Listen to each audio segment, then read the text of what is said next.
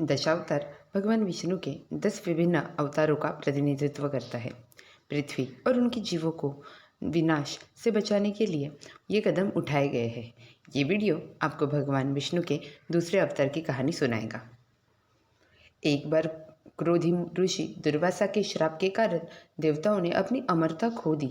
ऋषि ने एक बार देवताओं के राजा इंद्र को फूलों की माला भेंट दी थी, जिन्होंने लापरवाही से इसे हाथी को दे दिया, जिसने उस पर पैर रख दिया।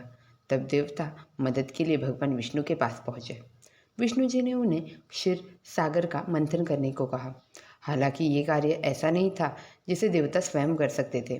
विष्णु जी ने कहा कि इस कार्य को पूरा करने के लिए उन्हें असुरों की मदद की आवश्यकता होगी। देवताओं और असुरों के बीच सहयोग की खबर मिलने पर विष्णु जी ने उन्हें बताया कि वास्तव में क्या करना है। ब्रह्मांड में दूध का पवित्र सागर है। उन्हें सभी प्रकार की सब्जियां, घास और जड़ी बूटियां उस समुद्र में फेंकनी होगी और उसका मंथन करना होगा। उन्होंने कहा, इस मंथन से अमरता का अमृत निकलेगा। उन्होंने रस्सी के रूप में विशाल नाग वासुकी जी का उपयोग किया। शुरुआत में इंद्र ने एक चाल खेलते हुए असुरों से वासुकी का सर मांगा, लेकिन असुरों को बेईमानी का संदेह था, इसलिए उन्होंने धोखा खा लिया।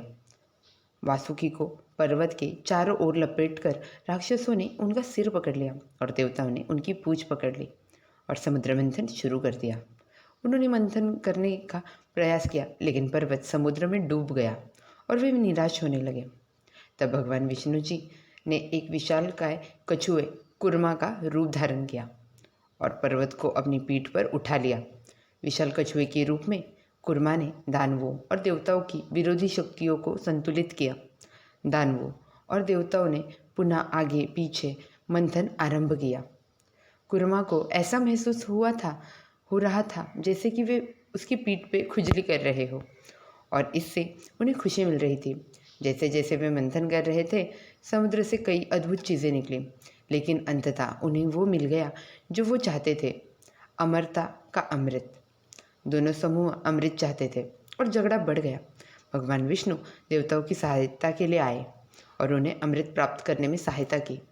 भगवान विष्णु ने एक अप्सरा का रूप धारण किया, जो मोहिनी नाम की एक सुंदर युवती थी, और असुरों को बहकाकर उन्हें अमृत वितरित करने दिया।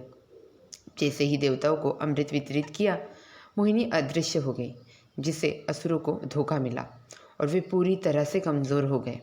ये देखकर कि वो अमृत खो चुके हैं, असुरों ने देवताओं पर हमला कर दिया और एक भयानक युद्ध के बाद असुर पराजित हो गए। अंत में देवताओं को, जो भगवान विष्णु जी के भक्त थे, उन्हें अमृत मिल गया